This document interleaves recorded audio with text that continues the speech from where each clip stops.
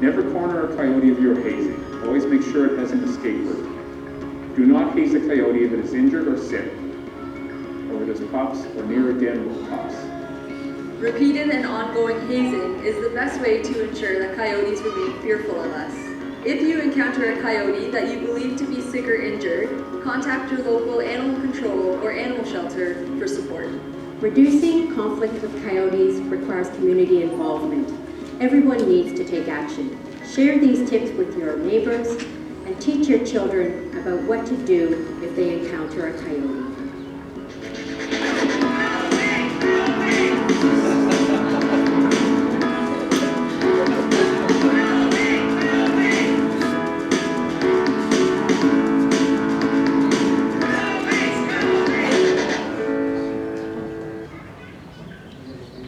So when I talk to people about hazing, they often give reasons on why they don't want to haze. Some people say, you know, it just seems mean. Well, I would say that if you think it's mean, it's going to be a lot more consequential if this coyote becomes habituated to people and ends up having to be trapped and then euthanized. So the second reason that I often hear is, well, I just kind of feel silly. You know, it's just, you know, I don't know if I can do it. So let me just tell you a little story. I sort of felt that way. It's like, really, you know, I'm asking these people to go out there, you know, act big, bad, and loud and everything. I was working on one of my research projects. I guess it was about a year ago now. And it was 2 o'clock in the morning because I like to work at night. And I'm reading research about coyotes, and all of a sudden I can hear this noise out. I live at Lake San Marcos and right out by the lake there. And I could hear what sounded like a coyote, and I thought, oh my God, I probably need to go to sleep. You know, it's listening and hearing coyotes. But I thought, well, I need to go check this out. And I go out there, 2 o'clock in the morning. I get a flashlight, and I can see there is a coyote who has a dog right in the front area in front of my house. I'm in my pajamas at 2 o'clock in the morning. And I thought, well, I got to go do this, right? And so I go running down there. I am yelling in my pajamas in the middle of the mall where I've got neighbors that are in a horseshoe like this thinking, go away, coyote, and I hope my neighbors aren't seeing me, go away, coyote, my neighbors aren't seeing me in my pajamas. And the coyote backed off. The dog, as a veterinarian, you want to be, or as a person, you want to be careful not to pick up a dog that's injured because they often will bite you. So I was trying to be really careful and get in between the dog and the coyote stopped and turned and was looking at me, and the poor dog was very confused. All she wanted to do was go back to her owner, so she keeps going in front, and the little dog stayed back. The good news is that I did pick up the dog, that I hazed the coyote, it did take off. I found out who the owner was at 2 o'clock in the morning. They did not know that their dog had gotten out. The dog got to the emergency room, and after some intensive care and some stitches, it was saved. So I personally have hazed. I personally have looked really foolish in my pajamas. And if I can do it, you can do it too.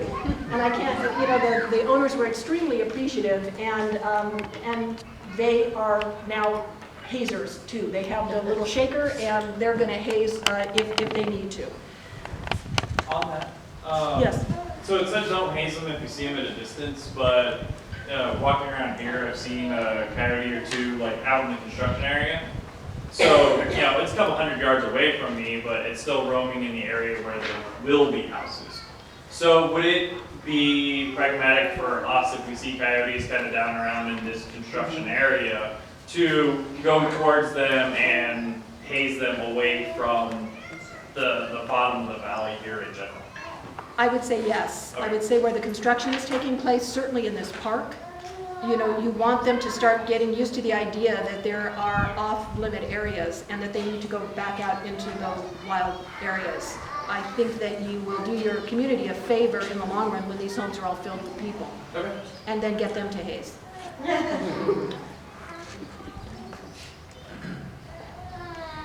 So researchers have actually looked at the behaviors of coyotes, and there is a sequence of events. And you can, if you are doing research, as we are in my community now, we're keeping track of the encounters between the people and the coyotes and the behaviors of the coyotes, so we can see if they're getting habituated to people.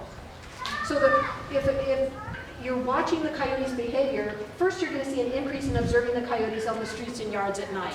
Well, we see that a lot in my neighborhood. And I would guess that if you're walking around here at night, you probably see them also. The next level is an increase in the coyotes approaching adults or taking pets at night. In my community, that we have that going on. The next level is early morning and late afternoon daylight observances of coyotes on streets and in parks and yards. May or may not be seeing that. We're seeing a little bit of this in my community. Then daylight observance of coyotes chasing or taking pets. Going on to coyotes attacking and taking pets on leash or in close proximity to their owners. Coyotes chasing joggers, bicyclists, and other adults. On to coyotes seen in and around children's play areas, school grounds, and parks at midday. And a fully habituated coyote is acting aggressively towards adults in the midday. Our goal in our communities needs to keep the coyote's behavior up at this level here and prevent it from becoming habituated down in this behavior down here, because with the habituation becomes an increased risk of the safety of your family and your pets and the coyote. So hazing is the way to do that. It's been shown in these communities that have been doing it as a whole community that it is working. And in my community, again, we're probably around this 2 to 3 here. In parts of Orange County and Los Angeles, they're way down here. And once you get down here, it's really, really difficult. And that's what my mission is in our communities here in the North County, is to try to make sure that we have the tools and the knowledge so that we can stay up here and coexist with coyotes. So before we finish, we all need to stand up and act big, bad, and loud so we can all feel silly together and tell this coyote to go away. So, 1, 3. 1, 2, 3. That's okay.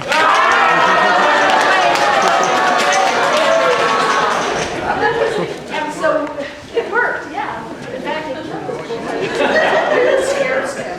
It's padded. Before you leave today, I do have a handout from Project Coyote, which is a statewide national organization based in Northern California. It has tips of things that you can do. It has a hazing guide in case you don't remember how to look big, bad, and loud. And if you have dogs, I have a separate handout on how you can keep your dogs safe from coyotes. And somewhere are these brochures. Right here. There it is. And so,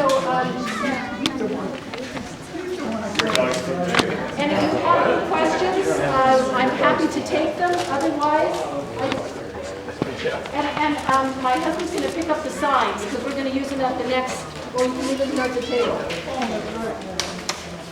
So we also have, thank you Adena, by the way. We also have flyers for the next TECC Talk event. By the way, TECC is the Escondido Creek Conservancy acronym. We do these every other month on the 3rd Thursday of the month at 6 p.m. So there's flyers here. The next one is about rattlesnakes. We also have a survey here.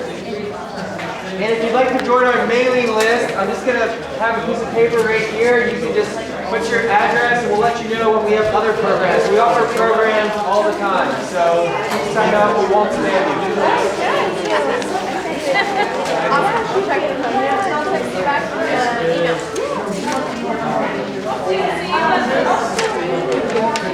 Well, thank you so much.